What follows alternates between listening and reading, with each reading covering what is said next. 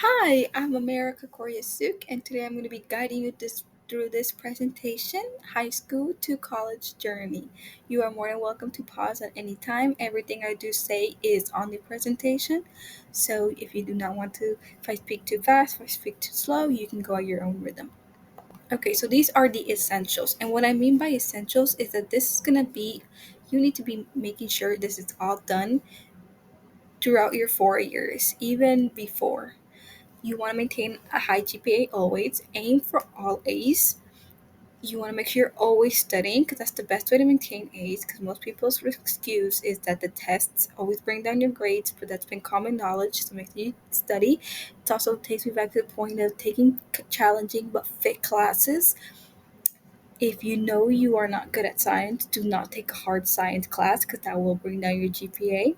You also want to maintain a clean record. And what I mean by clean record is, I mean, good behavior. You don't want to be expelled, you don't want to be suspended.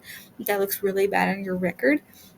You also want to maintain a clean social media. There's lots of things you can say on social media that colleges will find, and it will prevent you from entering their college. And you also want to show that you have a good personality and good qualities. As a student and as a person, you want to be respectful all the time and you don't want to do cheating, even not just cheating on big tests, but cheating on regular tests. It's unacceptable and you don't want to be doing plagiarism on your assignments either. You just want to be building good relationships with your teachers, with your coaches, with random people across the school because you never know who you can use academic help from and if they can be your person who writes your letters of recommendation during your senior year. Okay, so first we're going to start off in ninth grade. Here's when you're going to start building your GPA. If you didn't take any high school courses in middle school, your GPA is at a 4.0 right now. You want to try to keep it at a 4.0. So by this year, you're going to start building your study habits. Find out what methods work for you. If you know you only react to videos, then watch videos. If you know you need someone to take you step by step in person, then look for a tutor, meet up with a teacher.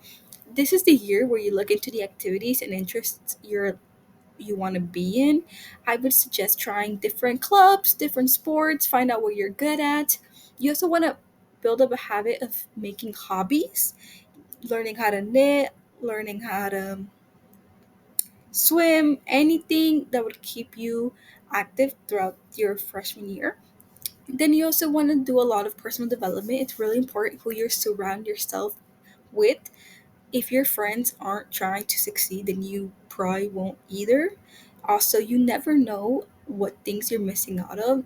Your friends might know about a deadline and they might let you know, but if your friends aren't focused on the same things you are, on the same goals you are, then you're just going to be missing out on all the opportunities. It's also really good that you had good relationships with your teachers from freshman year because they're going to be there for all your 4 years and you're going to know them the longest out of everybody in the school. And it's really important to go and meet with your counselor, make them recognize you, be an outstanding student because this counselor is counselor for all 4 years and they're managing so many students. It's important that they remember who you are. And by going to them your first year, it's going to be really important. 10th grade is a little bit more. You're still exploring, you're still developing your interests. Academic, you still want to maintain your GPA. And here's where you might include a little bit more hard and challenging classes like APs and ACE classes or any college courses. This is also the year when you want to take the PSAT, which is the practice SAT. It helps you see how the test works and will help you study throughout the years. Then you also, here you want to start focusing on a group. You don't want to be jumping around lots of clubs anymore. You should know what you like. Then you want to also start looking for places to volunteer and what you're interested in. Most schools have lists of places that are already approved by Bright Futures, so it's really important that you meet with your counselor because she will give you that list. Then it's also important that you be aware of what college is. Like if you've never thought of college before, this is the year you need to start thinking of it. Think about what you prefer. Keep it to the basics. Where you want it, where you want to go, what class size, and then also maybe talk to your parents about what you could afford and any field of interest. If you know you're really into business, into marketing, you want to start your own business, you want to go into enterprise, Or if you want to be an engineer, it's really important that you start thinking about that now so you know about when the time comes. 11th grade is when it gets really, really busy. I call it the giant leap. It's here, it's going to be the first part, so you're prepared. So you're testing, this is when you're testing. In fall, you should still be taking a practice test, you should still be studying. And then in spring, you should take the official SAT or the ACT. Then for your extracurriculars, you should already have a group or club or sport you are focused in and you want to aim for leadership roles. Start going into the top group, whoever's in charge of that. Start talking to the teacher that helps organizes it. Participate in local and school events so your community knows you as well. And then have a strong volunteering presence. Don't just do the 75 or 100 hours that are required. Do more, and it's also important that here you already start researching the colleges. I would start going on tour campuses. Attending college fairs is so important. You find out about so many colleges.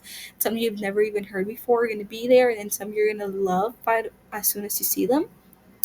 Then you also, by attending college fairs, by knowing more colleges, it's going to set your requirements and your standards based on your budget, location, your major, and if you are doing a sport, does it have your sport?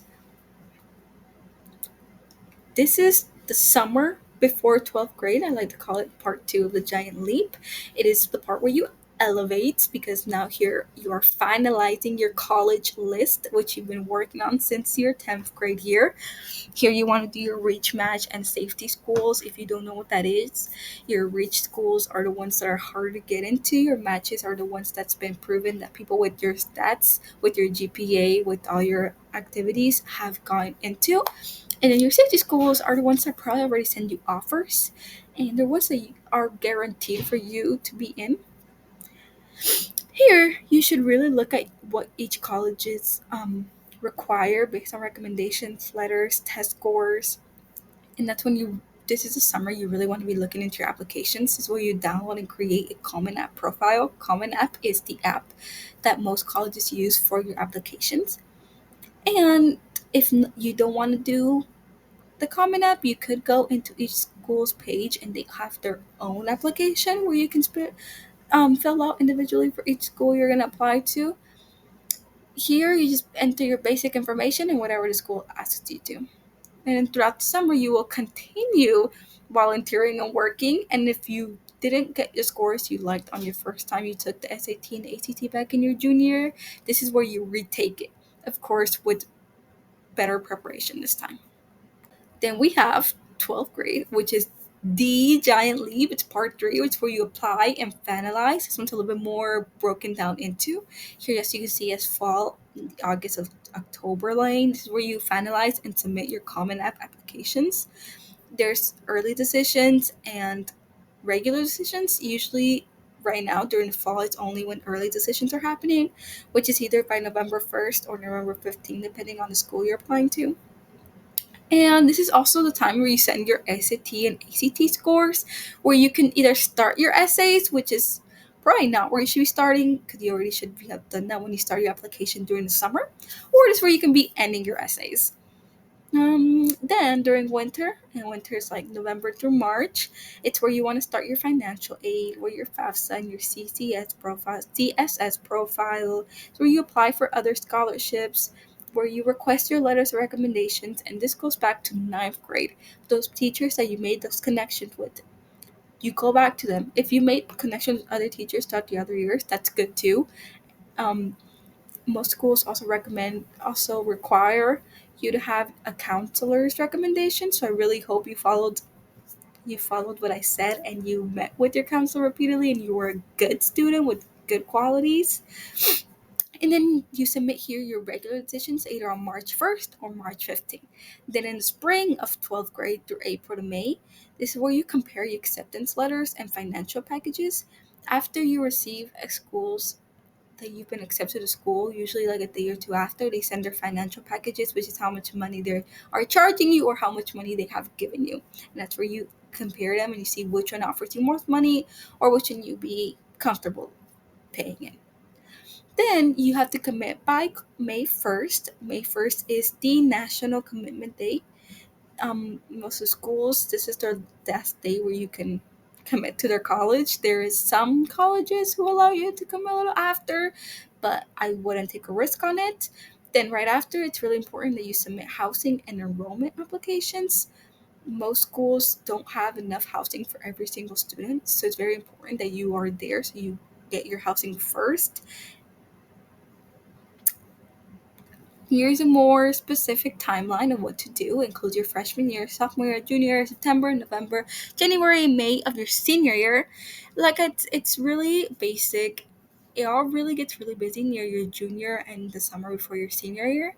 So if you calculate it correctly, you will be doing something at a month. So you won't have to be pressuring yourself. But if you don't follow this guideline and you wait everything till the winter of senior year, everything will seem like it's a lot to you, but it shouldn't be if you start planning before. Thank you.